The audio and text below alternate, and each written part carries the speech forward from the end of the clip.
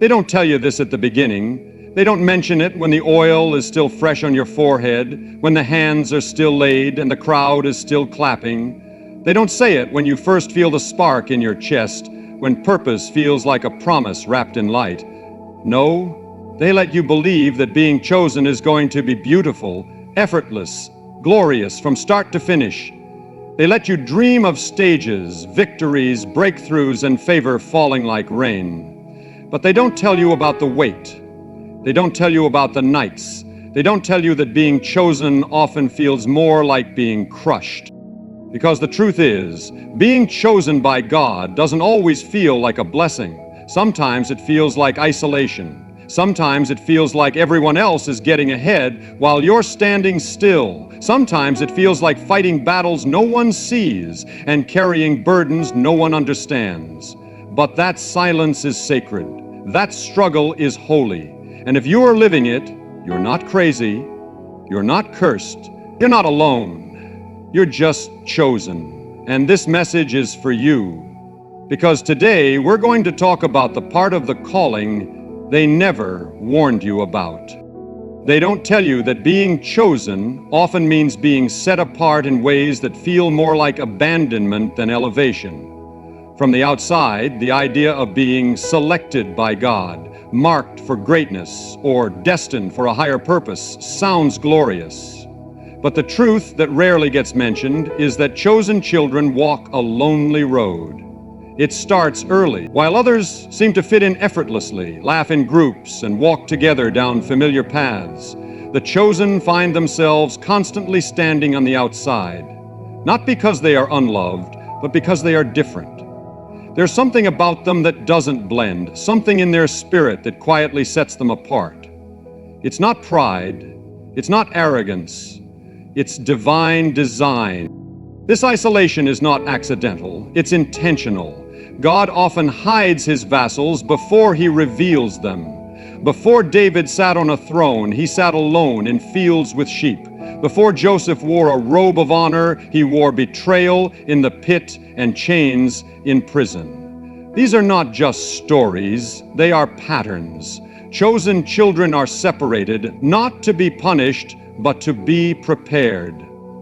The loneliness is not rejection, it's refinement. Yet, in the silence of those seasons, it doesn't feel holy.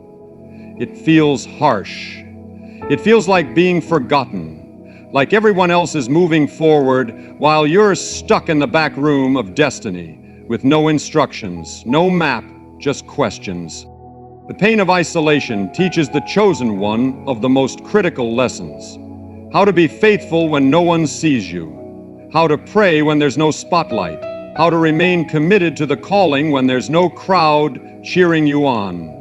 And that lesson is essential because if you cannot stand alone with God in the quiet, you'll collapse when the noise of the crowd comes later.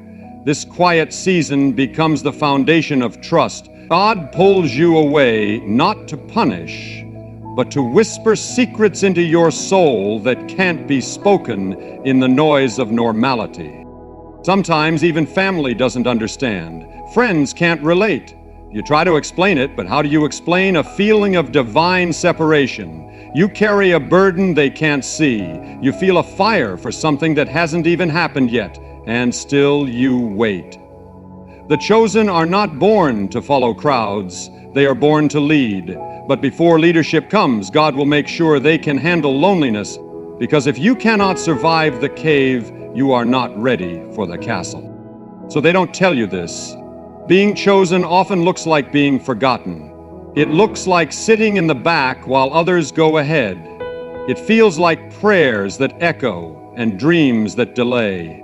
But if you look closely, you'll see a pattern. The ones who did the most for God were often the ones he hid the longest, not to shame them, but to shape them. Isolation is not a curse for the chosen. It is the cocoon, and in that cocoon, wings are born. They don't tell you how heavy the calling really is. Being chosen is not just about favor. It's about carrying something far bigger than yourself. The stories we love to celebrate, the deliverance of nations, the miracles, the leadership, the breakthroughs, are all outcomes. What we rarely talk about is the weight that had to be carried behind the scenes. When God places a calling on a life, He doesn't give it with ease or comfort, as He gives it with fire. The chosen don't get to walk light. They walk burdened with vision, responsibility, and spiritual resistance that others don't even see. But this weight doesn't come all at once. It builds slowly. First, there's a stirring in the heart, a sense that life has purpose beyond the surface. Then there's the call to leave something behind, friends, comforts, habits, places. And it hurts. The calling begins to separate you from everything familiar. You start to see life differently. You can't engage in the same conversations or enjoy the same things because your spirit is unsettled. The calling starts to press on you before it ever lifts you up. It presses the selfishness out. It presses the ego out. It presses the convenience out. And none of that feels glorious. It feels crushing. Moses didn't walk into Pharaoh's palace with confidence from the start. He was broken in the wilderness for 40 years. That's the weight. Esther didn't just step into royalty, she stepped into the terrifying possibility of death for the sake of her people. That's the weight. Jesus, before he began his ministry, was led into the wilderness to be tempted, hungry, and alone. That's the weight. There is no shortcut around it. The calling is costly, and chosen children must learn to carry it with humility. What they don't tell you is that this burden doesn't leave. It may shift, it may evolve, but it remains. Because the calling is not something you do, it's something you are. You carry the vision when you're tired. You pray when you don't feel spiritual. You lead when you'd rather run. You serve when no one notices. You bleed privately so others can be healed publicly.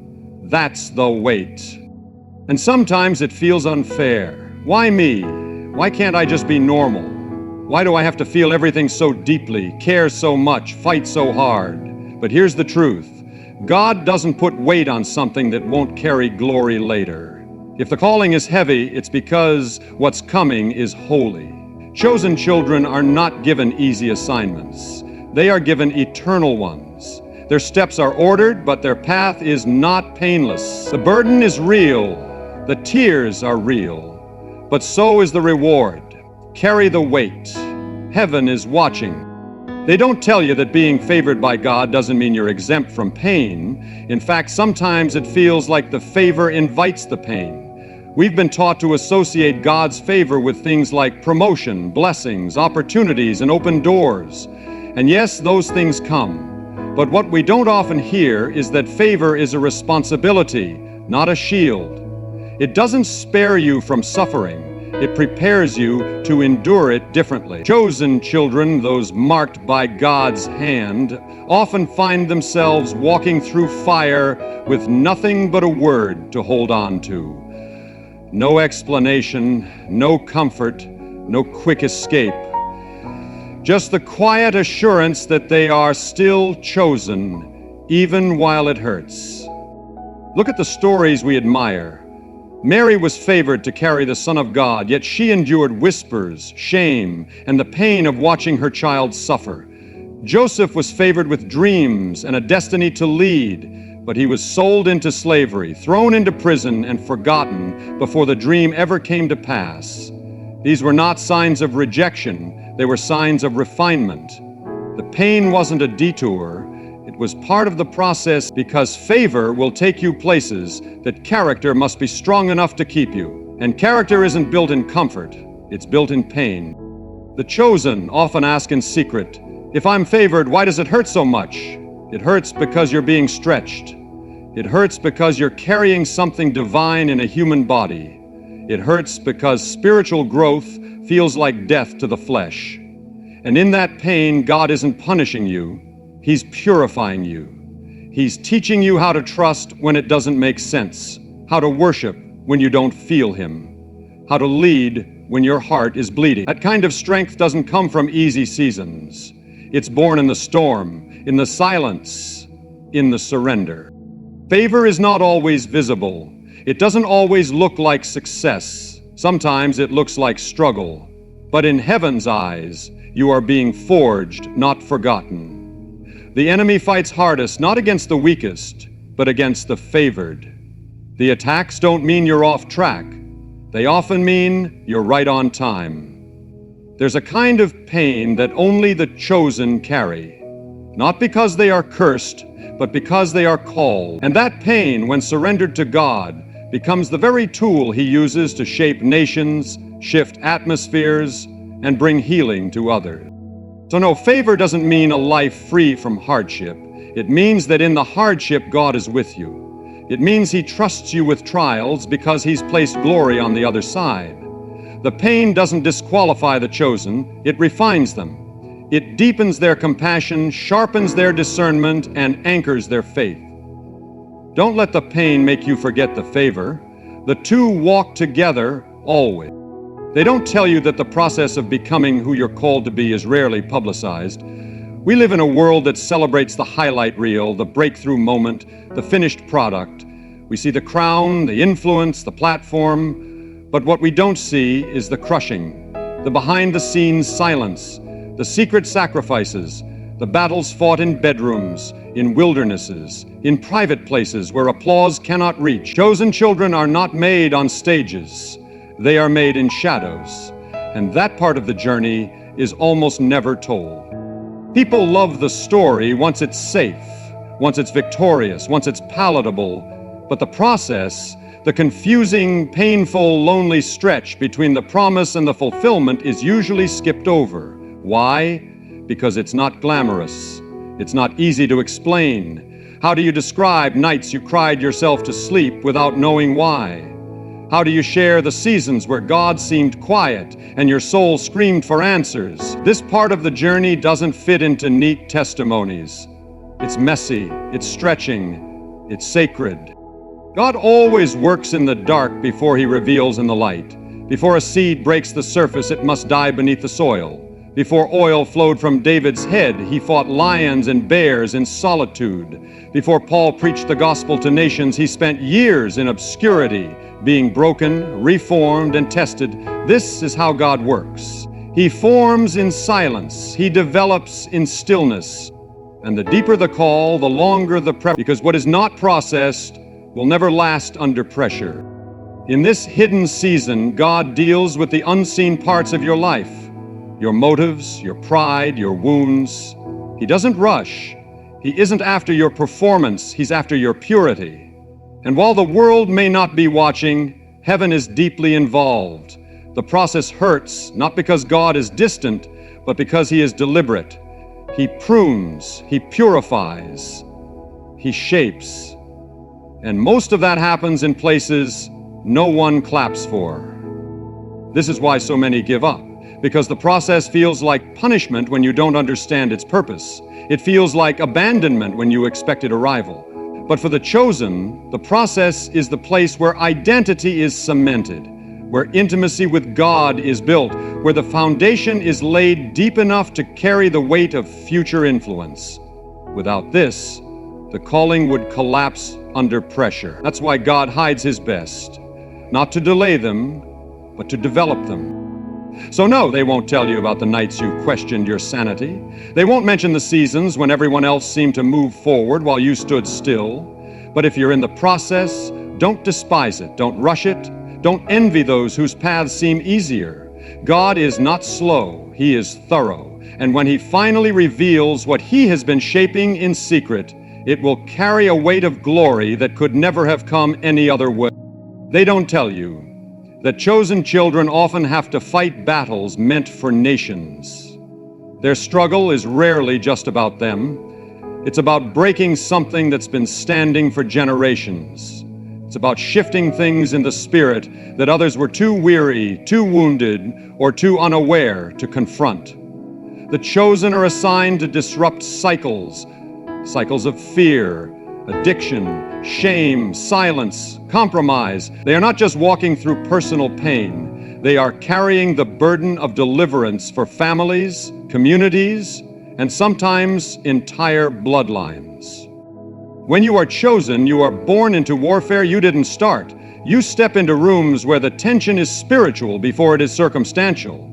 You feel pressure others can't explain. You sense battles rising long before they show up in the natural. You walk into environments and feel the resistance before a word is even spoken. Why? Because you are not just another person. You are a breaker. And breakers always meet resistance first.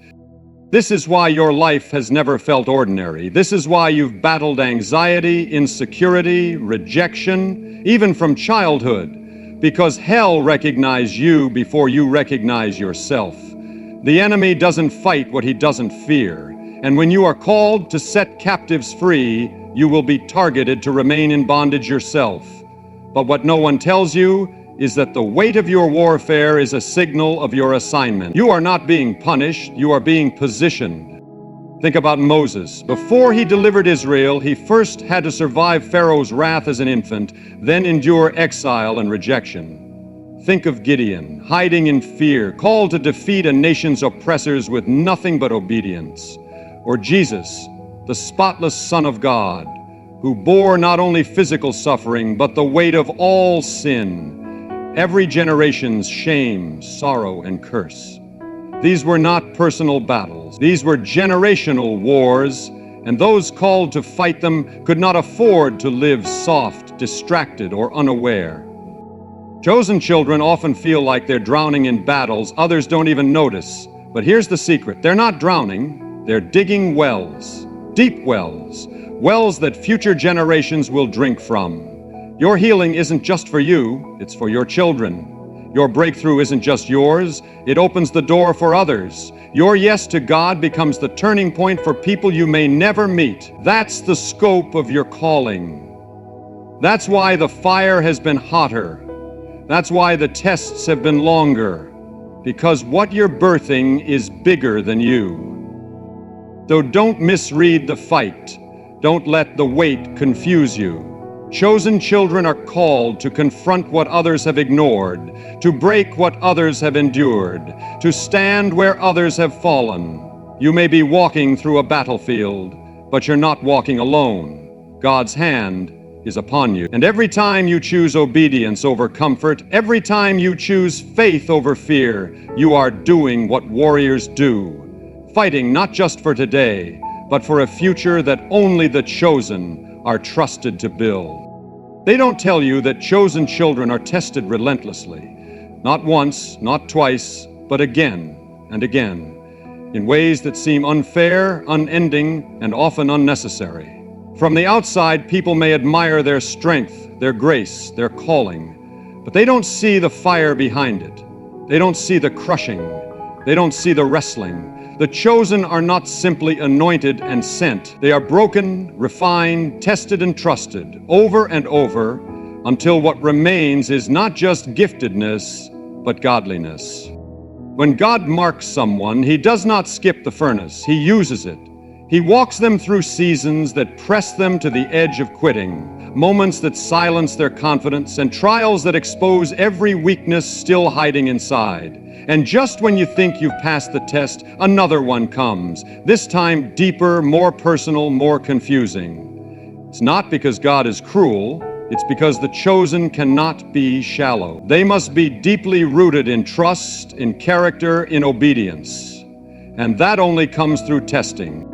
Tests for the chosen don't always look like open challenges. Sometimes they're disguised as delays. Sometimes they show up as silence. Other times they look like betrayal by those you loved most, or the pain of waiting for a promise while others around you flourish. You feel invisible while carrying something powerful. You wonder if you misheard God. You wonder if you're enough. And yet, every test is doing something sacred. It's revealing what still needs to die and what is strong enough to rise. Look at Abraham, tested with the very promise he waited years to receive. Look at Job, stripped of everything yet found faithful. Look at Jesus in Gethsemane, sweating drops of blood, tested in obedience even unto death. These were not random moments. These were holy examinations, proof that their hearts belonged fully to God. And chosen children are no exception. The deeper the call, the more thorough the testing. Not to destroy, but to purify. Not to weaken, but to prepare. The truth is, the chosen are trusted with tests others may never face, because God plans to do through them what He cannot do through others. And with that trust comes responsibility. Your reactions matter. Your posture in the trial matters.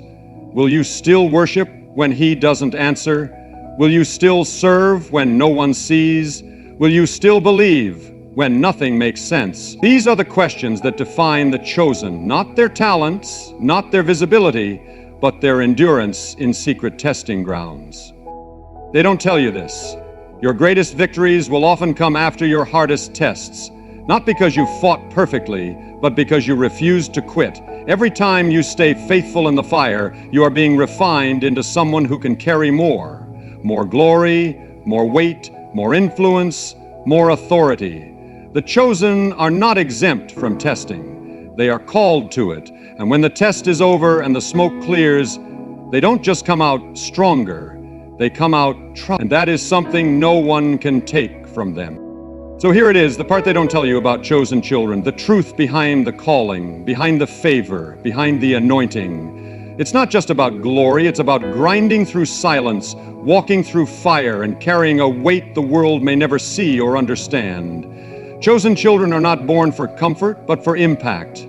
They are not shaped on stages, but in silence. Their process is long, their path is narrow, and their battles are heavy. But they are not alone. Every step has been ordered. Every test has purpose. Every tear is counted.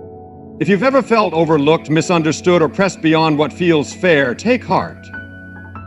It's not because you're forgotten, it's because you're chosen. And what God is doing in you is not small, it's deep, it's holy, and it will last. So keep walking, keep trusting, keep becoming. There is a crown waiting on the other side of this cross, and not just for you, for everyone your obedience will touch. Thank you for walking through this truth today. If you heard something in this message that echoed inside your spirit, know that it was for you, not by accident, but by divine appointment. You are not weak, you are being made strong. You are not behind, you are being built. You are not lost, you are being led. Good luck on your journey, chosen one. Keep the fire alive. Heaven is watching, and history is waiting. Thank you, and may grace carry you through every step.